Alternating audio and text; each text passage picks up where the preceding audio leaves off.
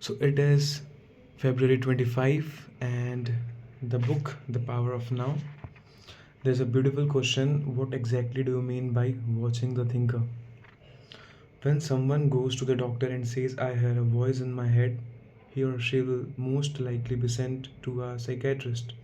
The fact is that in a very similar way, virtually everyone hears a voice or several voices in their head all the time.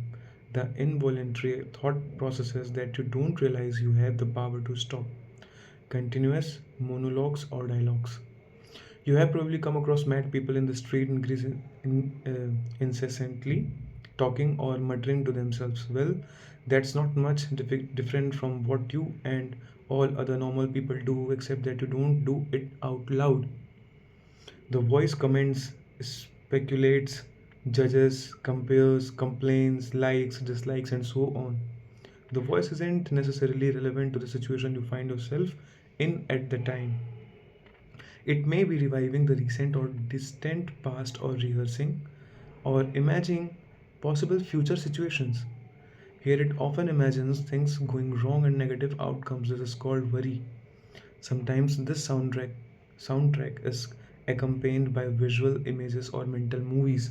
Even if the voice is relevant to the situation at hand, it will interrupt it in terms of the past. This is because the voice belongs to your conditioned mind, which is the result of all your past history as well as of the collective cultural mindset you inherited. So you see and judge the present through the eyes of the past and get a totally distorted view of it. It is not uncommon for the voice to be person's own worst enemy. Many people live with a tormentor in their head that continuously attacks and punishes them and drains them of vital energy. It is the cause of untold misery and unhappiness as well as of disease. The good news is that you can free yourself from your mind. This is the only true liberation.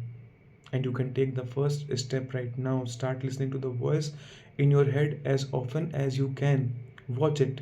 Pay particular attention to any repetitive thought pattern. Those old gramophone records that have been playing in your head perhaps for many years. This is what I mean by watching the thinker.